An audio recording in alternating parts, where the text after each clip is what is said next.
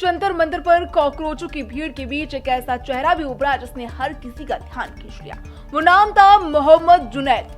वही जुनैद भाई जिसे सोशल मीडिया पर लोग लंगर मैन कहकर बुला रहे थे। हजारों प्रदर्शनकारियों को दिन रात मुफ्त में लाखों को खाना, पानी और KFC के पैकेट बांटने वाले जुनैद अचानक तब चर्चा में आए जब धरना खत्म होने के साथ वे रडार से गायब हो गए। बड़ा सवाल है कि शाहदरा में मोबाइल रिपेयरिंग की छोटी सी दुकान चलाने वाले एक व्यक्ति के पास रोज हजारों लोगों को खिलाने का बजट कहां से आ रहा था। उस मामले में असली टर्निंग पॉइंट तब आया जब जुनैद ने मीडिया के सामने आकर ये दावा कर दिया कि उत्तर प्रदेश की पुलिस ने उनके घर पर धावा बोल दिया है। उसके मुताबिक मसूरी थाने की पुलिस ने उसके बुजुर्ग पिता, छोटे भाई, यहाँ तक कि मेरठ में रहने वाले रिश्तेदारों को हिरासत में ले लिया। उसके कागजात और बैंक पासबुक्स तक खंगाले जा रहे हैं। इस खुलासे के बाद सोशल मीडिया पर एक तरफ जहां उनके समर्थकों ने पुलिस की कार्रवाई को जुल्म बताना शुरू कर दिया है, तो वहीं दूसरी तरफ सवाल उठने लगे कि आखिर पुलिस अचानक उनके परिवार तक क्यों पहुंची।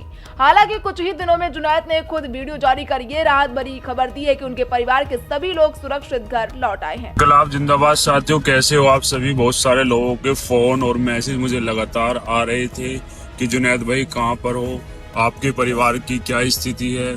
तो मैं आपको बताना चाहता हूँ, आप सबकी प्रार्थनाओं की वजह से मैं बिल्कुल सुरक्षित हूँ और मेरे परिवार के लोग भी सब सुरक्षित हैं।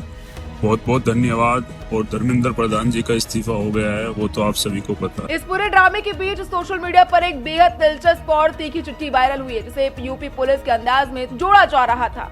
उस चिट्ठी और पब्लिक में चल रहे कयासों का गणित बड़ा खतरनाक है। जरा सोचिए, अगर कोई व्यक्ति लगातार एक महीने तक रोजाना 8 से 10,000 लोगों को तीनों चारों टाइम बढ़िया खाना खिला रहा है, जिसमें फास्ट फूड्स भी शामिल है, तो रोज का खर्चा आसानी से 8 से 10 लाख रुपए बैठता है।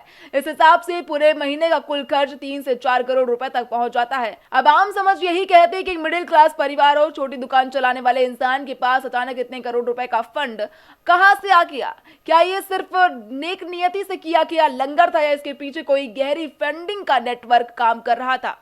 एक तरफ कॉकरोच जनता पार्टी और उनके समर्थक यही दलील दे रहे हैं कि जुनैद सिर्फ एक नेक दिल वॉलंटियर है जो मुसीबत में फंसे छात्रों की मदद कर रहे थे, इसलिए पुलिस को उन्हें उनके परिवार को परेशान नहीं करना चाहिए। उनका कहना कि नेक काम का हिसाब नहीं मांगा जाता। लेकिन दूसरी तरफ आलोचकों का मानना है कि शाहीन बाग से लेकर जामिया और अब जंतर मंतर तक हर बड़े प्रोटेस्ट में ऐसे अदृश्य लंगर और भारी भरकम फंडिंग का पुराना इतिहास रहा है।